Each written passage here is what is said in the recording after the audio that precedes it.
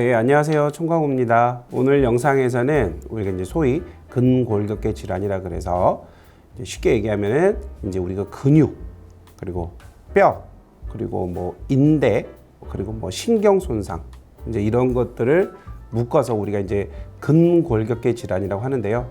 뭐 대표적으로 요추부, 추간판 탈출증, 뭐 어깨 같은 경우에는 회전근개 파열, 이런 것들이 있어요. 그래서 우리가 근골격계 질환을 살펴볼 건데, 근골격계 질환 중에서도 이제 좀 발생 빈도가 잦은 이제 상병이 몇 가지가 있습니다. 그래서 이제 오늘은 근골격계 질환 중에서 발생 빈도가 상당히 높은 다빈도 근골격계 질환에 대해서 좀 말씀을 드려볼게요.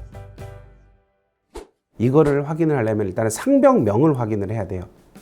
첫 번째로 상병명, 그리고 두 번째로는 직종, 즉 무슨 일을 하였느냐, 그리고 세 번째로는 얼마나 하였느냐, 네 번째로는 일을 그만둔 시점부터 진단시까지 어느 정도 시간이 흘렀느냐, 즉 유효기간. 이 네 가지 요건이 모두 다 인정이 되면 우리가 업무와 상병 간의 인과관계, 관련성이 무조건 있다가 아니고 강하다라고 얘기하는 거예요. 자, 그런데 업무상 질병을 주장하는 분들에게는 좀 되게 유리한, 어떻게 보면은 근거가 되는 거잖아요. 그래서 좀 까다로워요. 자, 첫 번째로 상병명에 있어서는 이제 처음에 병원을 갔던 주치의가 있겠죠. 그 병원에 의료기관의 주치의와 자문의 선생님 간에 상병명이 일치하여야 합니다. 그게 무슨 말이에요? 할 수 있죠. 제가 판정위를 들어가 보면은요, 의외로 상병명이 나뉘어요. 그래서 이 상병은 확인이 안 되는데, 오히려 이 상병이 아니고 더 큰 개념이 이런 걸로 포섭돼야 될 것 같은데, 근데 그분도 의사고 소견서를 써주신 주치의 선생님도 의사인데 다른가 보더라고요. 같은 의료인이 봐도. 그래서 상병명이 일치해야 되는 거고요. 두 번째로 직종의 경우에는 건설 현장 가지고 예를 들면은 뭐 쓰는 용어가 다 다를 수 있어요. 내가 하는 일이. 근데 그거에 대해서 또 우리 공단에서 친절하게 정리를 해놨습니다. 그래서 여기에 일치되는 직종이어야 되고요. 그리고 이제 세 번째로는 이게 이제 조금 관건이 될 것 같은데, 뭐냐면은 예를 들어서 10년 이상의 노출 기간, 즉 작업 수행 기간을 요구한다 그랬을 때 이 10년은 4대 보험 등 객관적인 자료만 인정을 해줍니다. 그러니까 어떤 진술이라든가 이런 것들이 아니고 객관적인 자료의 입증이 중요하다. 그리고 이제 네 번째로는 유효기간은 말씀드렸잖아요.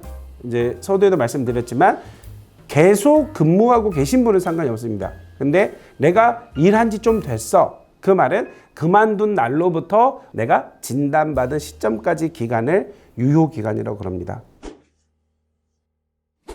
그러면 이런 추정의 원칙이 인정이 되면 유리하다고 했잖아요. 아까 이제 네 가지 요건 중에 제가 봤을 때는 사실 뭐 진단명, 상병명을 어떻게 바꿀 수는 없잖아요, 저희가. 그렇죠? 그리고 직종을 바꿀 수도 없는 거잖아요. 그리고 유효기간, 일을 그만둔 날로부터 언제까지, 내가 진단받은 날까지 이걸 조절할 수도 없어요. 그러면 여기서 봤을 때 대리인의 능력이 탁월하게 발현되는 곳은 어느 단계다? 직력 입증이라고 저는 봅니다. 이 직업병은 사실 이 직력이 엄청 중요해요. 몇 년 일했고 무슨 일을 했는지 구체적으로. 그래서 4대 보험 외에 뭐가 있을까를 고민을 해보셔야 되는 거죠. 즉 뭐 고용노동부 자료, 국민연금공단, 국민건강보험공단, 국세청 자료 외에 뭐가 있을까를 고민을 해야 되는 거고, 여기서 어떻게 보면 이제 판가름이 날 수 있는 거예요.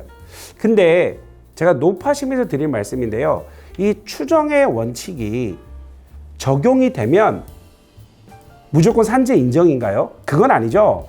강하다죠. 그럼 반대로 포섭이 안 되는 거예요. 해당이 안 되는 거예요. 그러면은 이게 업무상 질병, 즉 산재로 인정받지 못하느냐, 그 문제는 아닌 거예요. 그러니까 추정의 원칙을 인정받았다 그래서 포섭된다 그래서 무조건 산재가 되고, 추정의 원칙을 내가 인정을 못 받았다 그래서 무조건 산재가 안 되는 건 아니라는 거죠.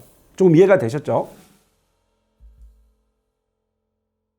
최근에 이제 저희 사무실에서 좀 하고 있는 사건 중에 무릎 관련된 사건 있잖아요. 인공관절, 치환술, 전치환술도 해당되고 부분 치환술도 해당되는데, 하나를 인공관절 치환을 하면은 8급을 줘요. 그리고 양측을 하게 되면은 우리 산재 장애는 조정이 되죠. 그래서 2단계가 올라가는 거예요. 6급이에요. 자, 6급이면 어떤 의미가 있죠? 산업재해보상보험법상 장애 등급은 1급부터 14급이 있고, 그리고 1급부터 7급 사이는 연금이다. 근데 이 치환술은 재판정 대상일 거야, 아닐까요? 그렇죠. 6급을 받으면 평생 연금 대상이 되는 거예요. 근데 이게 나이 때문에 그럴 수도 있겠죠. 퇴행성 관절염. 근데 뭐 무릎 관절증을 진단받았다 할지라도 즉 나이가 당연히 고려는 돼야 되겠죠. 근데 그럼에도 불구하고 직업병의 어떻게 보면은 정의를 봤을 때는 구분이 애매모호한 거예요. 이게 사실은. 이게 나이 때문에 그런 건지 직업력 때문에 그런 건지.